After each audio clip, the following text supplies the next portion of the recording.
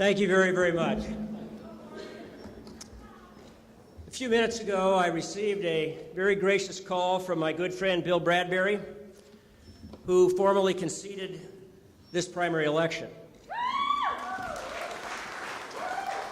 But I want to tell you that what Bill Bradbury did not and will not concede is his love for Oregon, his commitment to public education, his commitment to the environment, and all the other important causes that he has championed during his long and remarkable political career.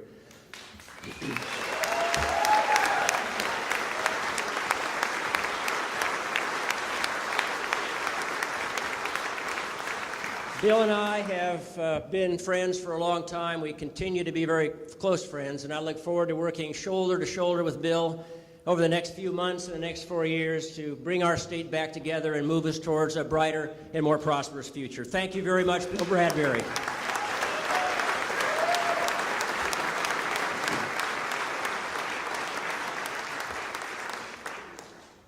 There are far too many supporters and volunteers here tonight to name everybody individually, but there are a few people I would like to call out. I'd like to thank Senator Mark Haas and Caitlin Baggett for emceeing the program.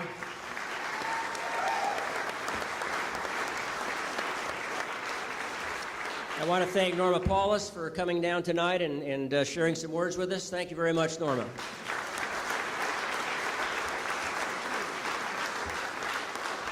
I'd like to thank Superintendent of Public Instruction Susan Castillo, who's here with us summer tonight celebrating. Susan?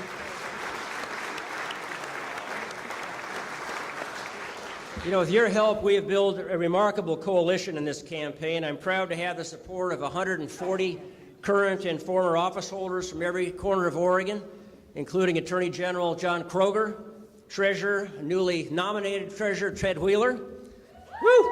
Sure, Ted. Labor Commissioner Brad Avakian, 14 state senators, 23 members of the House of Representatives, 20 mayors, and over 20 county commissioners. We also have 24 labor organizations, including the AFL-CIO, the Oregon Business Association, NARAL Pro-Choice Oregon, the Oregon League of Conservation Voters, and the Oregon Sierra Club. That is a great and winning coalition.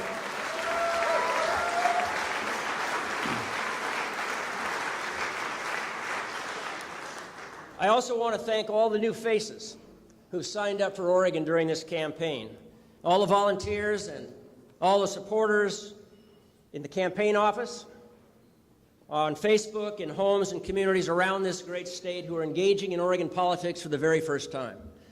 And that gives me great, great hope, because one of my objectives in this campaign and in my administration is to very intentionally engage and empower a whole new generation of young Oregon leaders whose ideas and perspectives will be built into the foundation for our effort to bring this state together and move us beyond these difficult times. Woo! Thank you.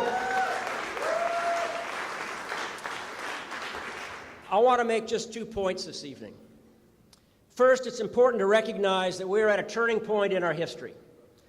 Just as the recession of the 1980s marked the transition from a natural resource-based economy to a more diversified economy with significant growth in the technology sector, our current recession marks a transition to an even more diversified economy built on clean energy and sustainable technologies, and offers us the opportunity to breathe new life into our natural resource industries, to grow our manufacturing sector, and to insulate ourselves from the boom-bust cycles that have plagued us for the last 30 years.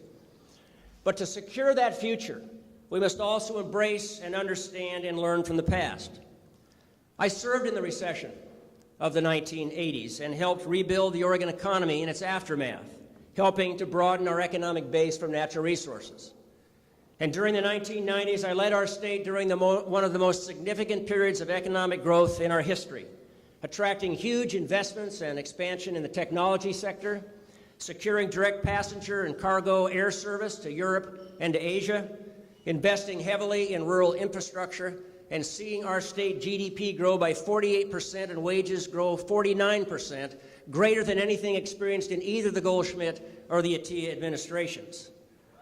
And when Oregon's economy finally fell victim to the national recession in 2002, I was one of the first to recognize the need to build a new, diversified economic base for the 21st century, laying the groundwork for the Oregon Business Plan, creating the Oregon Sustainability Board, and entering negotiations that brought the first wind turbine manufacturer to the state of Oregon.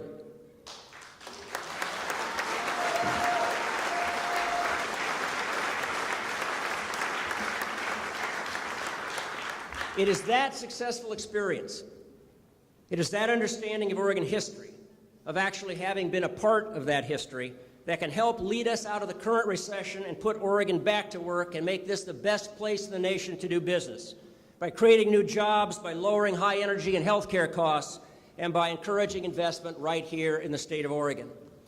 It's that understanding and that experience that can help break down the artificial barriers in our system of education to ensure that our resources can be invested in a way that gets the greatest return, to narrow the achievement gap, to increase graduation rates, and to ensure that every qualified Oregon high school graduate has access to at least 2 years of post-secondary education.